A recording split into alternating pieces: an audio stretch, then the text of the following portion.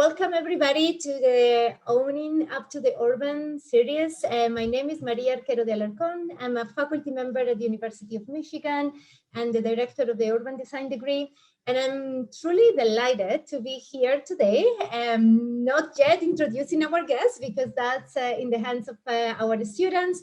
But I just want to share with you that today we have an incredibly interesting guest sharing with us work that I think is at the center of the interest of many of our students. So truly excited about that.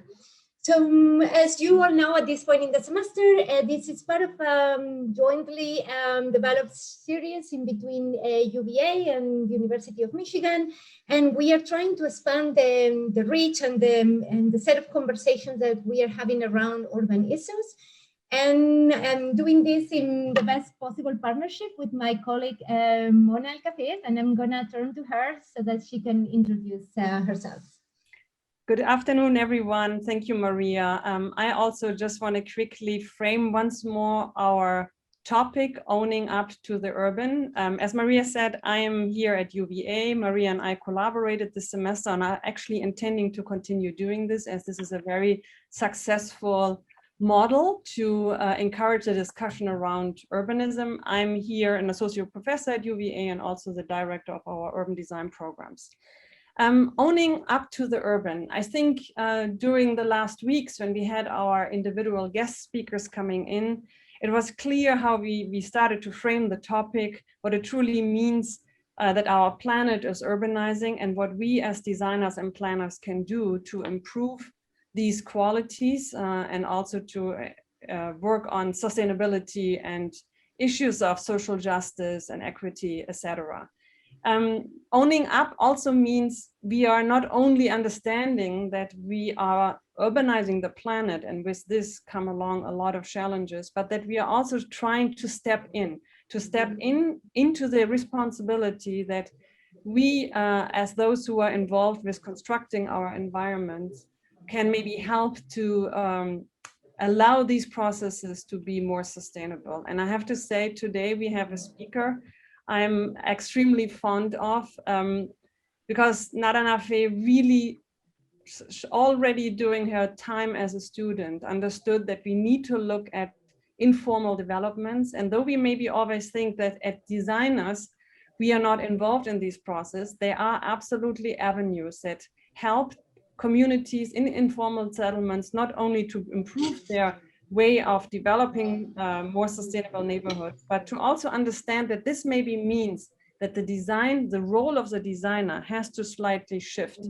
And we are really interested today to learn about Nada's work. As mentioned in earlier discussions, we are very interested in researchers, scholars, designers, etc., who stepped up to the challenges and who maybe did this without assignments that came from clients or city administrators, and who conducted this work in one-to-one models, either as prototypes, as workshops, or as implementations in the city.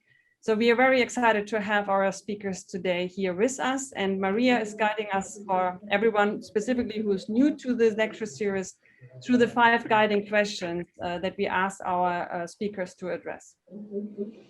Thank you, Mona. So yes, you are very familiar with this. As part of the ambition of this series is to be able to develop conversations that are crossing across specific ways of working, specific questions that we have around the way in which we are transforming the built environment.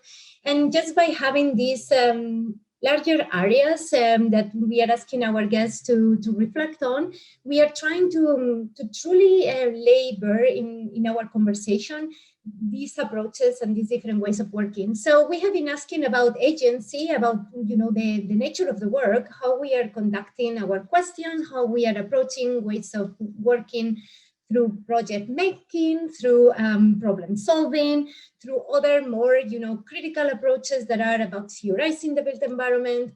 We are very much interested in specific actions that the work is taking on, again, in this ambition of making the work out and making the work truly accessible by a myriad of additional urban agents. how the work is happening, if it's about innovation, if it's about collective empowerment, if it's about healing a built environment that, it's, rendering a fatigue after many different regimes of occupation. And with all this, there is a real interest on discussing methods and ways of working, right? All the how-to questions. Next, there is something very important to what I think is a way of understanding our role, our agency as designers, as being in conversation, as collaborating, as co-producing our work. And this is part of what we want to discuss through this quest to discuss actors, right? To talk a little bit about how we partner, how we find the right coalitions, how we define stakeholders in each one of the projects. We have questions about funding. Of course, we want to know how the interesting work that we aspire to is actually happening, taking place, how the projects are being sustained in the long term. And then last but not least, we are very much interested about, larger ambitions that are coming out of the questions around how our work is replicable, how much we can scale up and scale down the interventions. Is this working on a prototypical approach? Is this about being reckless about the site specificity of our work?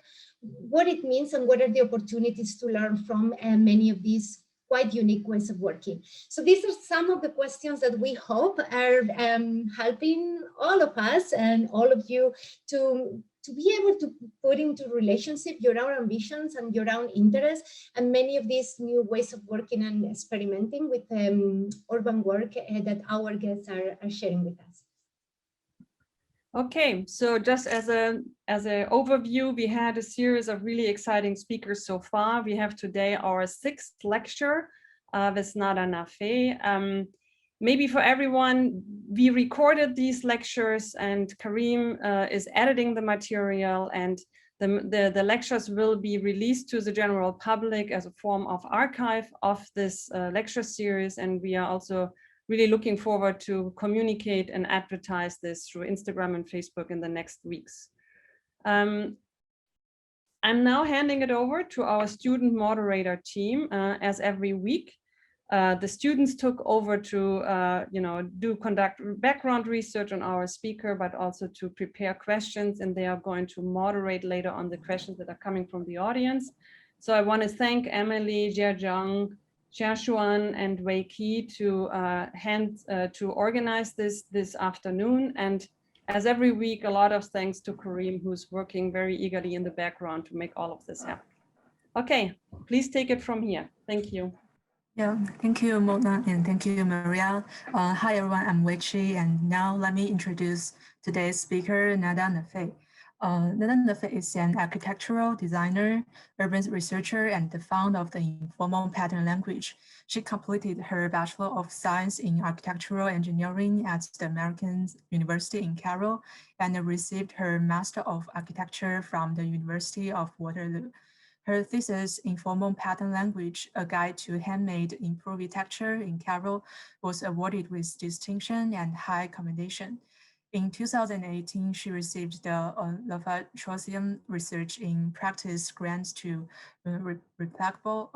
replicate the informal pattern language project in other informal areas in Cairo and around the globe, and construct high-impact sustainable prototypes on site with the community.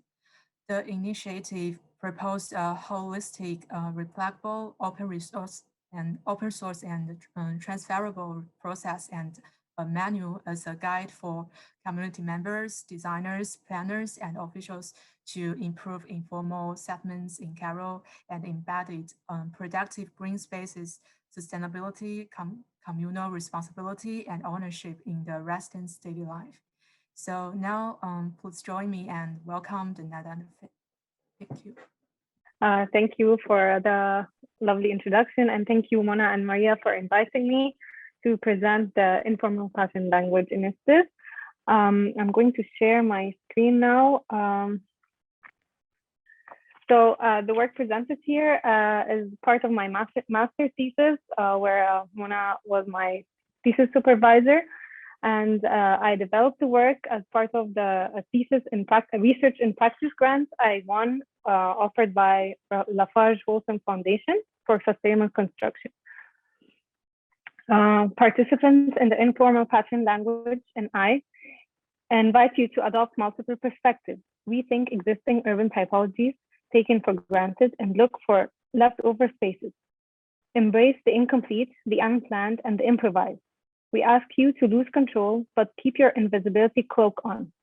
Be prepared for alternative aesthetics and messy outcomes of doing architecture on site. The project does not aim to present urban wonderland renderings, but portrays snapshots from reality in the hope of doing justice to the complexity of informal communities and being mediating between bottom-up and top-down expertise. Rapid urbanization and its constitution of undirected urban informal growth is becoming one of the greatest urban challenges across the globe. 70% of current urbanization is taking place outside of formal planning. In 20 years, if we do nothing, 1 in 3 people are expected to be living in informal settlements or refugee camps. That's 3 billion people, a number reaching almost half of the world's urban population. Moreover, cities increasingly struggle with the growing tension between the juxtaposition of formal and informal urban practices and patterns. The project takes place in Cairo, a city governed by extreme informality. It is estimated that 70% of the population in Cairo is living in informal settlements. Cairo's informality transcends, however, the boundaries of these areas and manifests itself daily in spatial appropriations by citizens improvising their way through the battle for resources and social justice and claiming the right to the city. In contrast to many misconceptions, informal settlements in Cairo don't depict the typical characteristics of slums and respond to the needs of the lower middle class. Informal areas offer a housing solution, are self-financed, resource efficient, grow incrementally, provide close work proximity, have low energy demands, and strong communal ties. The uncontrolled expansion of informal settlements on the remaining 3% of scarce agricultural land in Egypt constitutes, however, a nationwide environmental and self-sufficiency problem. Moreover, it triggers the following issues: lack of open green space, loss of agricultural land, insufficient infrastructure, accessibility, and garbage accumulation. Forced eviction and partial relocation of informal communities undertaken by the government, despite its failure to provide adequate housing, basic infrastructure, and services, results in the displacement and marginalization of thousands of inhabitants, loss of vitality, and lack of communal responsibility. In this context, where the informal has become the mainstream and conventional modes of practice no longer seem to work, the project raises the following questions. How can the informal be redefined? What is the role of the architect in the pervasive self-organized forms of urbanization? And third, how does designing in informal areas adopted models and conventional mode of practice need to be rethought in order to optimize sustainable urban growth while empowering communities as the driving contributors of this urban improvisation? The works of Christopher Alexander and Agha award-winning Abdelhalim Ibrahim serve as the main theoretical framework for the project. According to a pattern language, every town, community, and building has its own set of reoccurring patterns. Abdelhalim argues that the task of the designer is to disentangle the patterns of a community and discover their underlying geometry, in other words, the orders of informality. And then Abdelhalim proposes the building ceremony concept as a tool to link between the built environment and the community. According to Abdelhalim, building ceremony is where the order of the community is identified, the creative energy of the people is released, and the community resources and skills regenerated. Taking this theory into account, one can say that building ceremony is the driving mechanism for how informal communities are governing, financing, and themselves. Forming a language of their own, Informal areas embody a set of reoccurring improvised solutions, repetitive modularity, and an honesty in modes of operation. In a counterintuitive argument, one can say that these communities could be considered the contemporary vernacular, because they are true manifestations of people's immediate needs, skills, and available resources. In response to the growing juxtaposition of formal and informal urban practices, the project introduces a new typology, Improvitecture. This hybrid of improvisation, improvement, and architecture is proposed as the architecture from and for informality and a catalyst for sustainable development. Improvitecture seeks to change perception and redefine unplanned and informal to self-organized and improvised. The proposed model intends to create an alternative to binary either-or perceptions of informal and formal fabrics and the policies and practices that come with that perception. Improvitecture not only transforms community members into active agents, but also expands the role of the architect into a facilitator, a mediator, and an invisible choreographer. The project does not advocate for architecture without architects, but rather implies that architects should, in addition to the traditional professional profile, be designers of processes, replicable tools, and new forms of representation. Design in such communities should change its typology to allow agency and new forms of representation.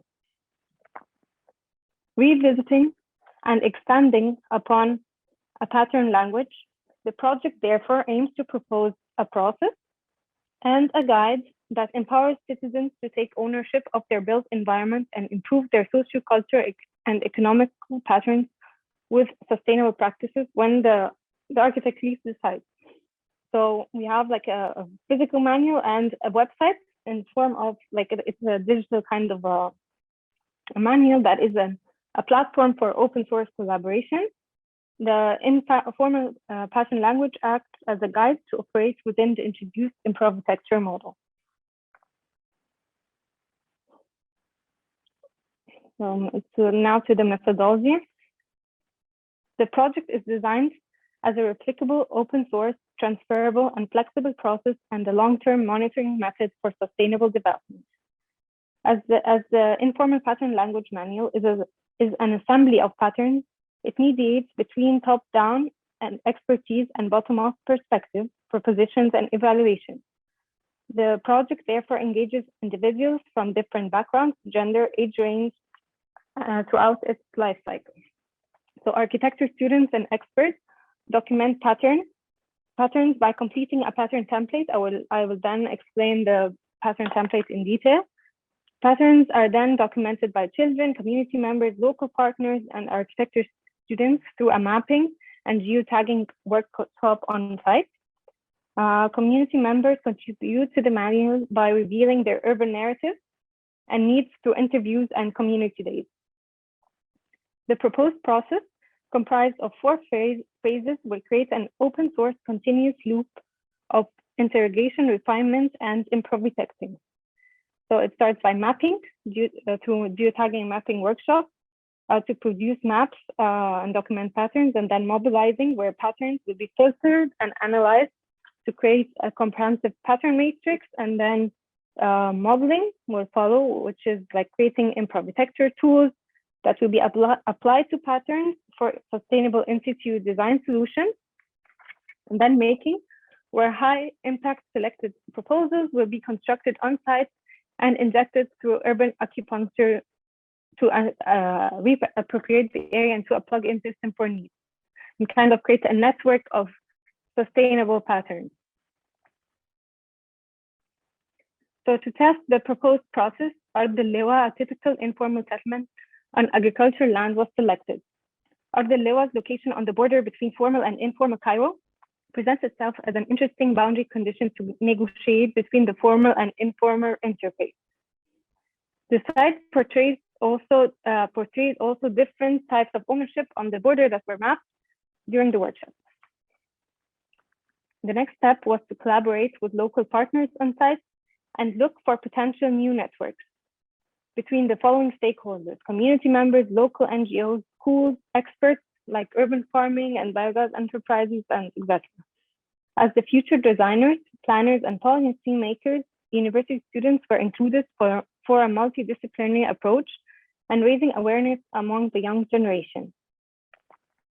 So it's always important to look for active communal engagement, a local NGO or a school to have like a clear handover partner for the maintenance and operation of the proposed typologies.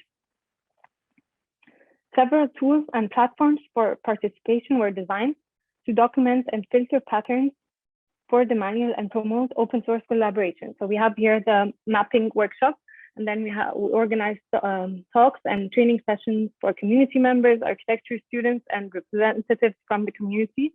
We had a street exhibition on site. The mapping workshop was repeated in another site, interviews with community members, and then the website is a tool for both students, experts, and ordinary citizens. So there is a platform, and I will further show you. There is a platform here to download the pattern templates with design solutions, to upload your geotagged patterns like pictures that will appear on a map, but all this we'll see later.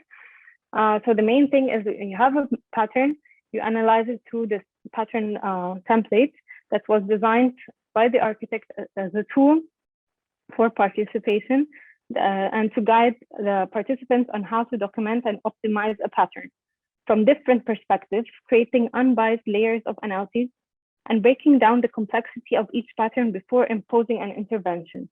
So for example, it starts with the name of the pattern, involves key players, their gender, followed by description, its context, connection to larger patterns, connection to smaller patterns, the rate of repetition, influence level of a pattern, because it's a guide. So you need to flip maybe quickly and kind of categorize all patterns. And then on the next page here, you find like a tool and illustration of how to make this pattern more sustainable, together with mapping the existing pattern and then proposing a design solution. So here is the talk and training session organized with students, experts, and representative community. Interviews that were conducted to prepare for the workshop and gather all those urban narratives.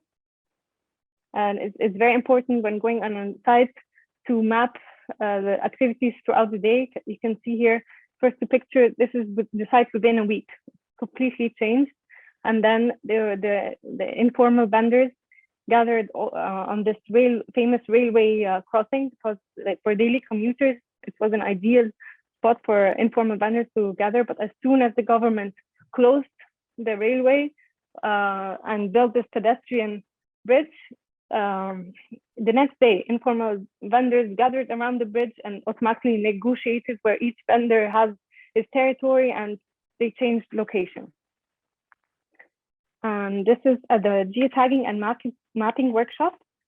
Engaged architecture students, experts, and community members, and it was conducted to produce maps for 3 urban conditions and document patterns from buildings, rooftops, urban voids, incomplete structures, informal transportation networks, and street activities.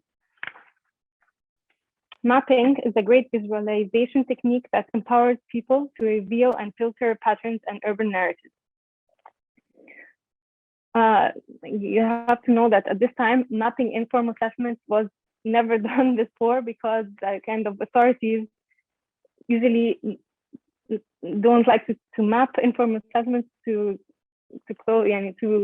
them to remain non-existing. So it was a great way to kind of reveal all those patterns in a map produced by the community. On the last days of the workshop, participants installed on a rooftop a small library and reading space they designed, and a micro urban farm, which were handed over to the community to operate. The workshop ended with a 3-day street exhibition showcasing community-produced maps, pattern templates, and design solutions. Viewers became contributors to the exhibition and part of the process. They fed the maps and matrix with more patterns and urban narratives. You had like a big wall with this huge banner where they filled with their needs and all their urban narratives. This is the mobilizing phase. Workshop participants extracted, filtered, and analyzed patterns from their community drawn maps to create a comprehensive pattern matrix, what we call the 101 incomplete pattern matrix. The matrix maps relations between patterns and identifies potentials and problems. It was named as incomplete to highlight that it's not a fixed end result, but an invitation to be filled with new patterns. The matrix frames 101 documented local patterns, ranging from the scale of the individual to the community, and connects it with the global patterns on the scale of city to the country. As seen in the matrix, patterns are interconnected. The matrix thus portrays a holistic composition for informal areas and contemporary urbanity, allowing its users to generate infinite combinations when optimizing a pattern. After the mobilizing phase, workshop participants generated Improvitecture tools to make patterns more sustainable. The tools carefully improve existing conditions in the built environment through urban acupuncture without destroying self-organized socio-cultural and economic capital patterns and networks. So the tools use the same tactics of the informal, such as compactness, flexibility, hyperfunctionality, urban layering, self-funding, to reappropriate, reuse, and blend with existing patterns.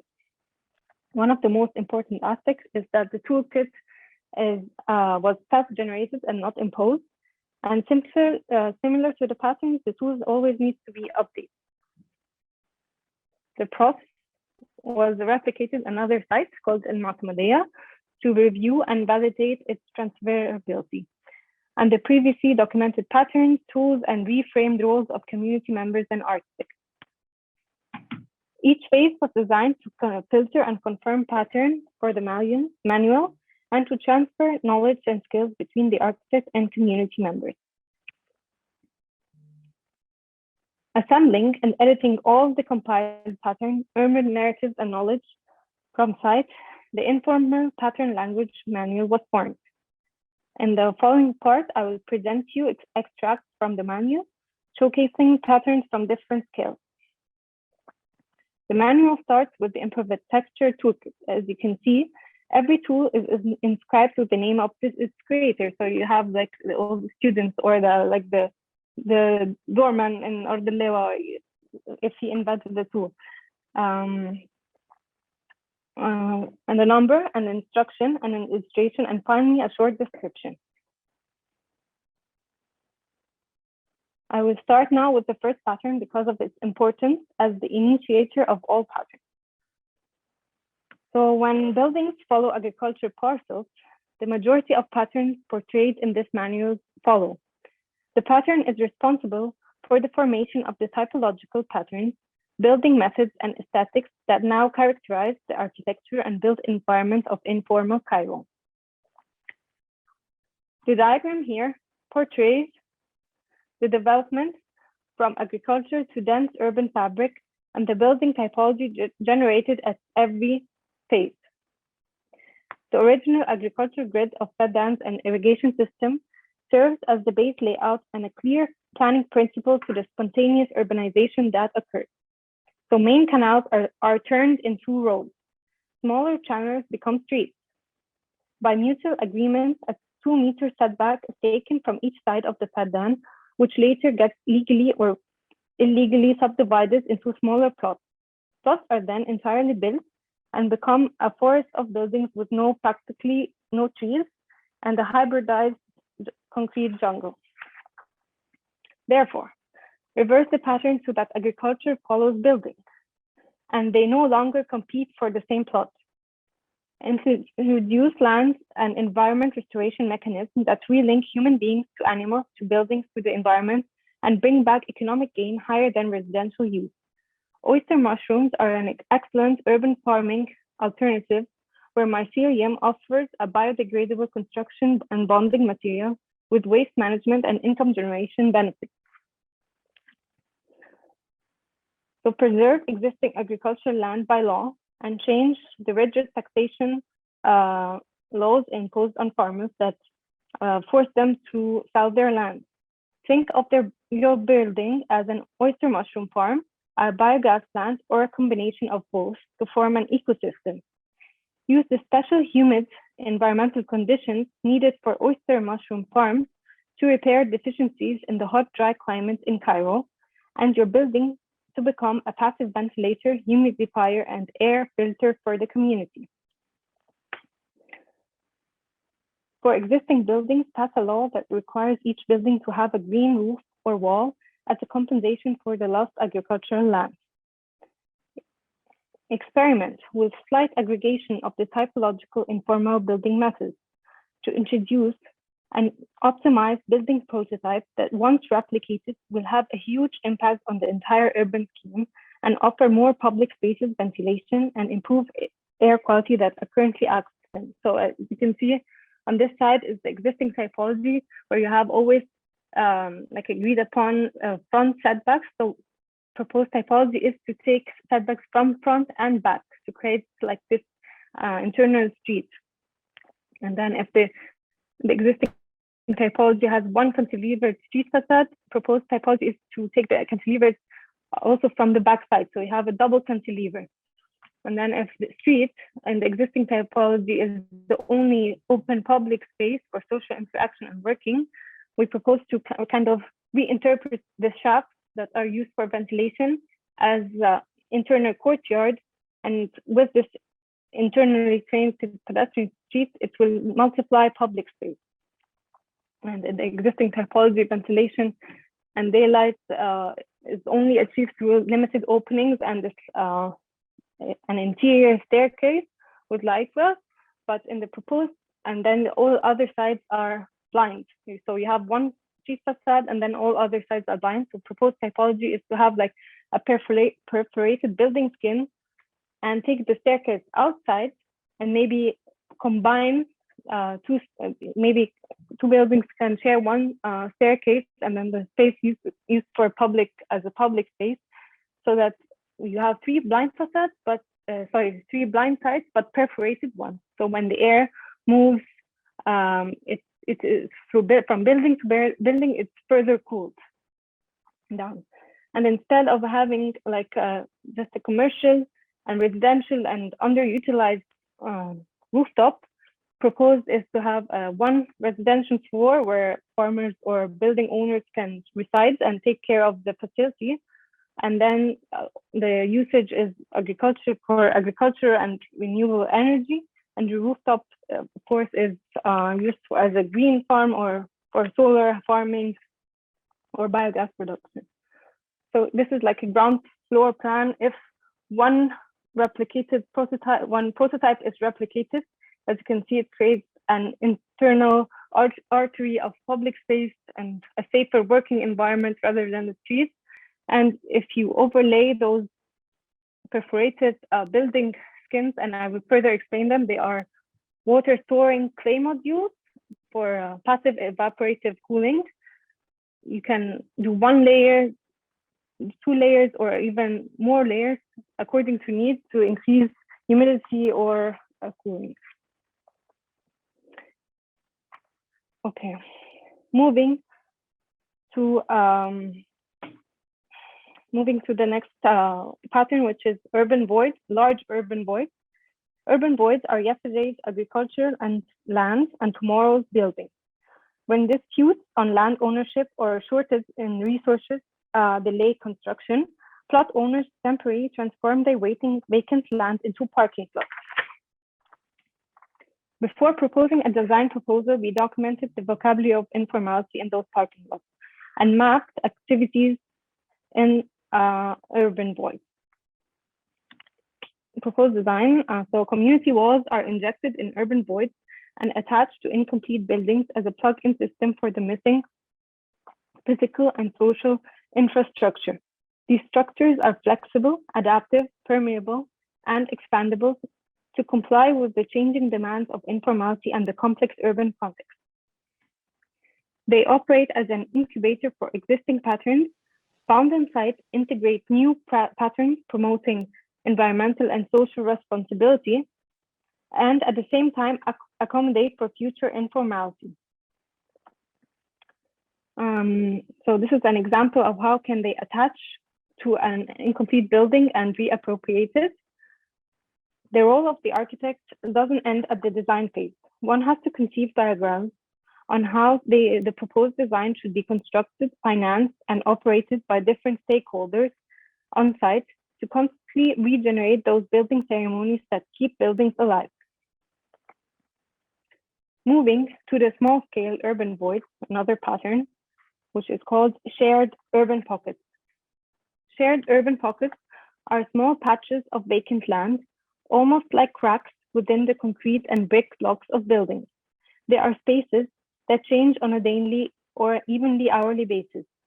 These leftover spaces are appropriated overtly or covertly and for different activities throughout the day, such as a tuk-tuk parking lot, a selling point for informal vendors, playground for children, or a shortcut for daily passers-by.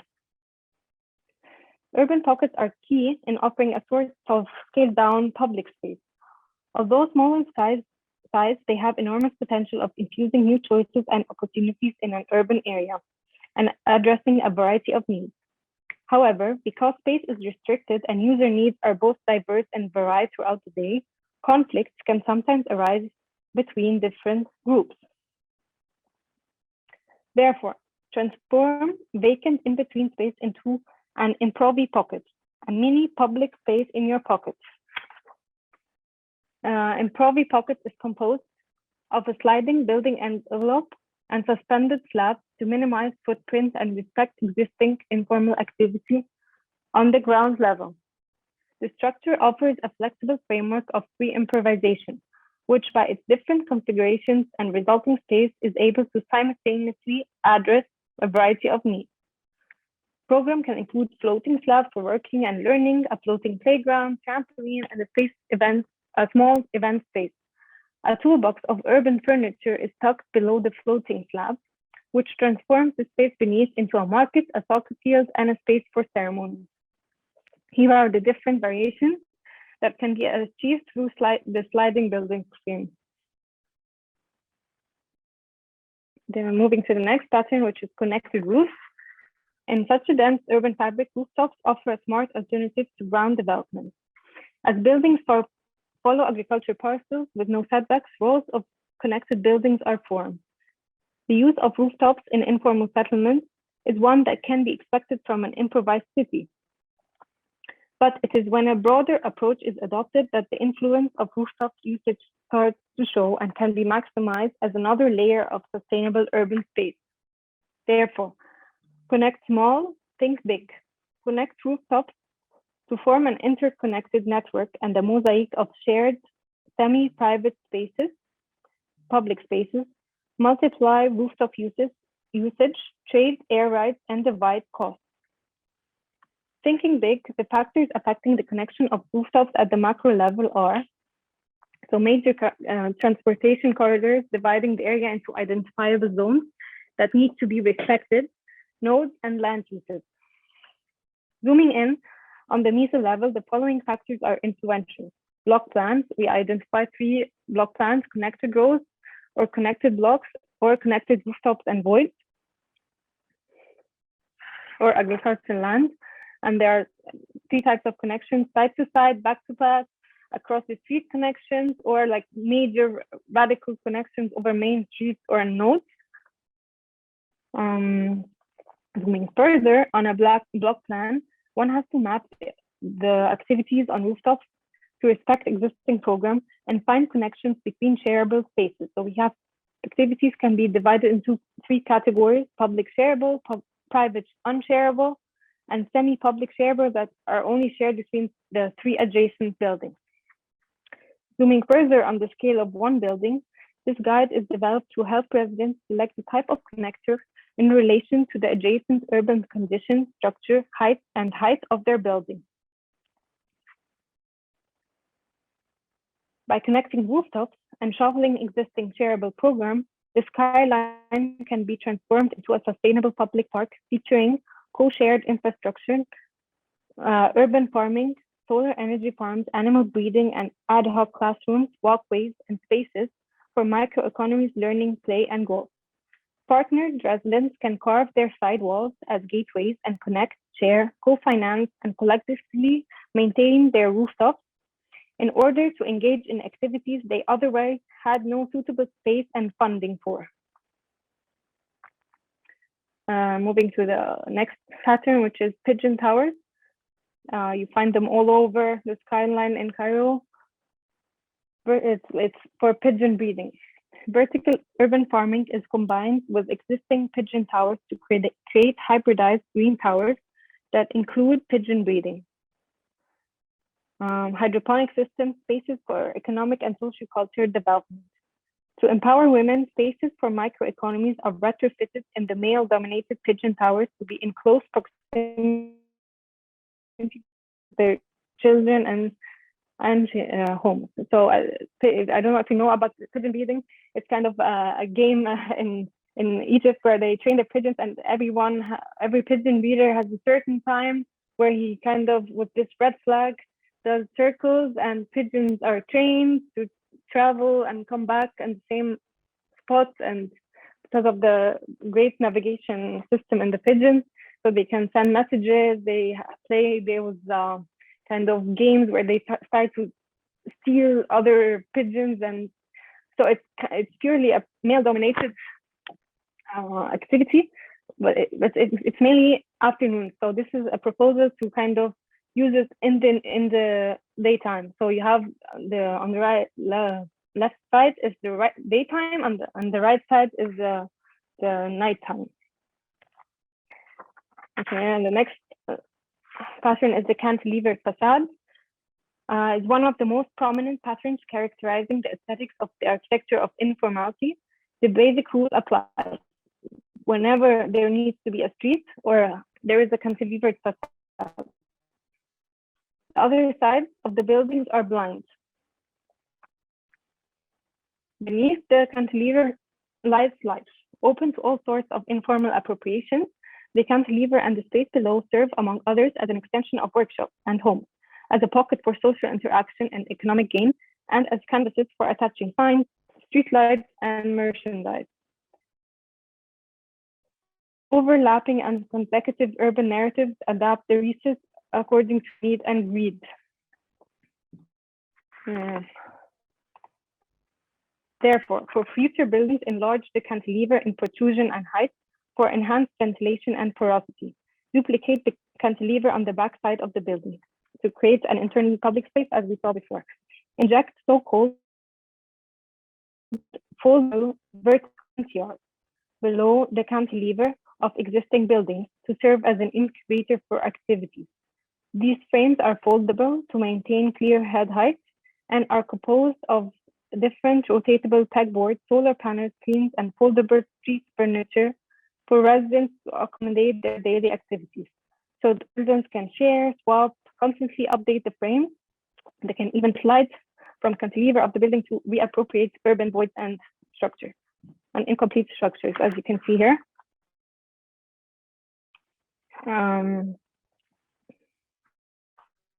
To a pattern which is called balconying. Balconies are a place where one can grasp the fleeting patterns of urban life. In the liminal space of the balcony, drapes as gateways that link but also separate public and private life, the outdoor and indoor environment. While the use of drapes responds to the need for privacy and shading in a way that is affordable, transferable, flexible, the technique fails to provide cooling and thermal comfort and is usually a trade-off between privacy and shading versus ventilation and view. Therefore, expand the function of drapes using traditional vernacular techniques to operate as a double system, vertically as a wind catcher and horizontally as a masrabeya, like the wooden screen. So for the first typology, which is the added lightweight balcony, the proposed design treats the entire facade and transforms it into a double wind catcher system. So vertically, the system operates as follows. Wide steel columns are introduced to direct air circulation. On one side, you have a wind catcher. On the other side, you have a wind exhaust. Adopting the same taxes of informal, this side of the wind catcher, this side, is elongated for shading and protection from rain. Like here, Same thing. Hot air is drawn in through the help of wet charcoal on a pull-out metal grating for cooling, air filtration, and increasing air quality. The cooled air passes through a second layer of cooling, the porous water storing and refillable clay modules, and is further cooled down. To force the air to go down further to the lower floors and increase air humidity, a water basin is placed on the first level. And then the balcony slab is carved here, where a metal grating allows hot air to rise from floor to floor to escape. Moving to horizontal cooling, the air passes through 3 layers of cooling. The first layer, the informal drape here, is transformed into wetted fabric louvers woven around the rotating pipe, constantly infusing fabric with water in a closed water cycle between clay modules, louvers, and water basins. Residents can open and angle louvers for shading, fresh air, cooling, and privacy while maintaining a visual connection to the street without being seen. Second layer is using the wet laundry that is hanging. Third layer is optional, and it's for increased cooling and privacy. So you can sprinkle your fabric or a palm leaf drape to increase airflow to the interior of the house. And you have here hydroponic sites inspired by the existing plant pots. A hydroponic wall is proposed not only for air filtration, cooling, but also for aesthetic, social, and economic benefits, and kind of create an attempt for residents, attempts to create a view for residents. So the drapes here act as wide canvases open for artistic and cultural expression. The design also includes a access door to replace broken clay modules or shut the whole wind capture system during the winter.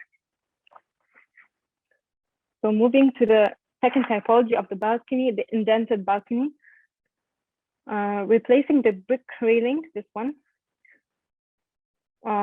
with replacing the brick railing, customizable water storing clay modules are proposed for evaporative cooling and privacy.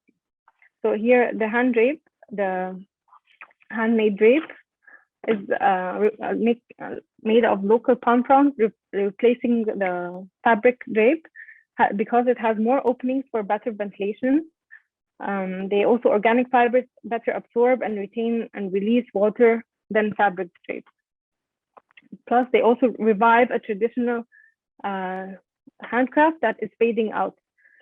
And then a screen is placed here with the same basket making technique is placed on top to kind of control airflow and let hot air out.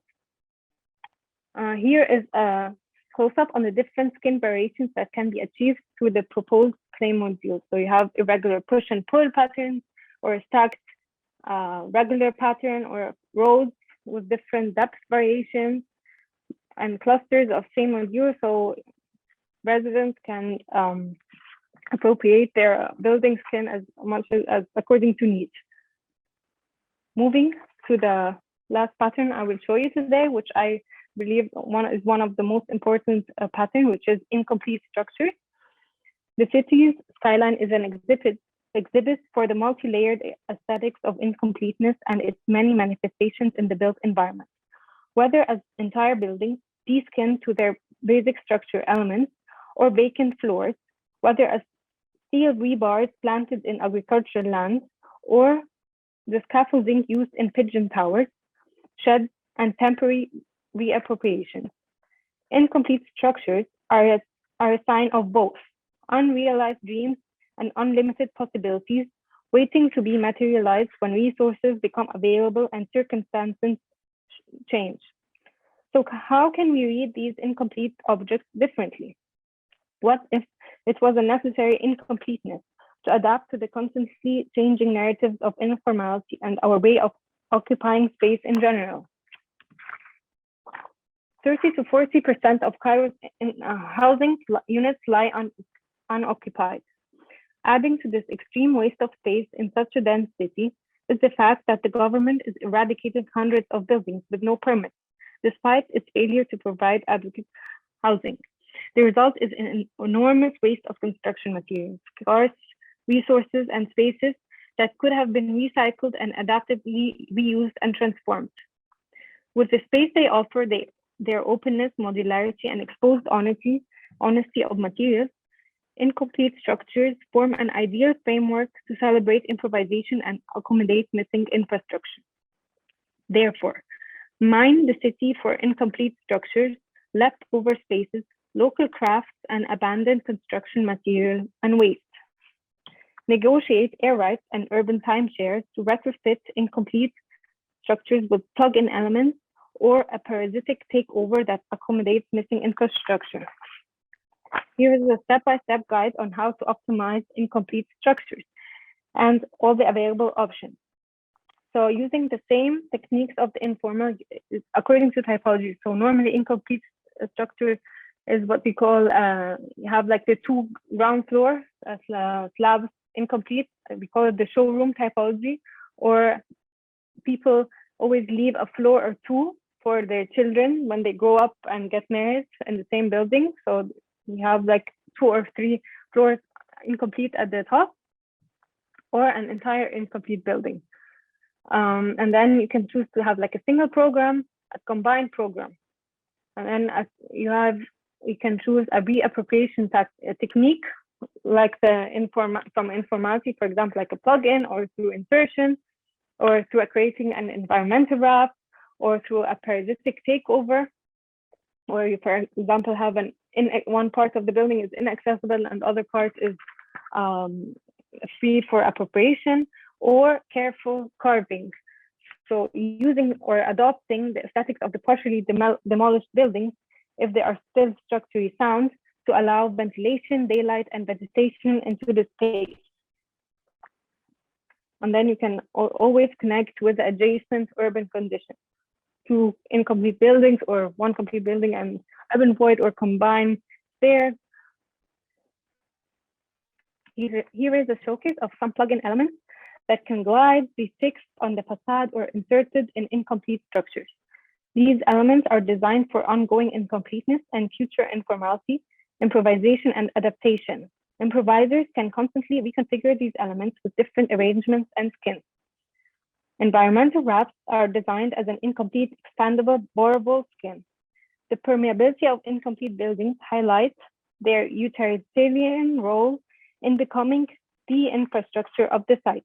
So a building can operate as a ventilator, a wind catcher, a food provider per the site, and change its skin over time. Sorry. Incomplete buildings are also proposed to experience a temporary double molding with their borrowable skin, moving on train tracks as here, that reappropriate the urban void and double the size of the building. So if this skin can move on rails and reappropriate this urban void, and automatically you have 2 buildings or 2 spaces. In informality, waste is no longer affordable, which is why structures are retrofitted with a circular, green economy and decarbonization system for the production of biogas, solar energy, soil-free, food growing, waste management, and a set of innovative, low-impact environmental, healthcare, and educational solutions for local resilience. So always when trying to design, you have to design as a circular economy or a cradle-to-cradle approach. For example, here, organic waste from households, rooftops, animal manure, and agricultural waste are brought by informal garbage collectors to this incomplete structure. And also black water is also collected from neighborhoods, underground sewage pipes, and together with the collected waste, is put in biodigester tanks highly visible to the community. So you expose the whole cycle. The produced digestate is used as a biofertilizer for in-house and rooftop farming. So kind of farmers trade their organic waste with the biofertilizer. And then the biogas is stored in those inflatable balloons attached to a floating space truss, where balloons can move up and down in response to the production of biogas, serving as a visible icon for the community to portray the cycle of consumption, waste, and energy. So the space can be used during events and ceremonies. You can use the biogas for the electricity for the households and to power water heaters. Balloons can be easily packed and transported and sold for biogas trading and selling energy. So incomplete structure are injected with health pods, communal libraries connected together to form educational playgrounds at all levels of the skyline. Facades are all operable for future connections to adjacent buildings and voids. Schools can extend and borrow space from incomplete structures to accommodate their lacking facilities. So as you can see, the possibilities are endless.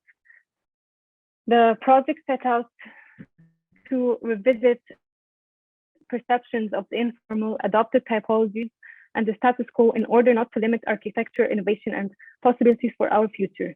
Now it's your turn to stand up to the challenge and rethink and invent new typologies. And at the end of the presentation, I'd like to quickly show you the website.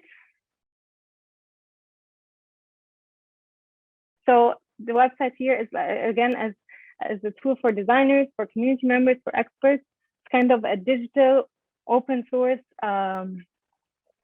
platform. So you have here general information about the initiative, how to participate, either by completing a pattern template or taking a picture and uploading it, and then taking part in our mapping workshops.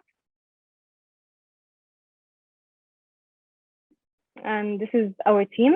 Everyone who participates gets to be in our team.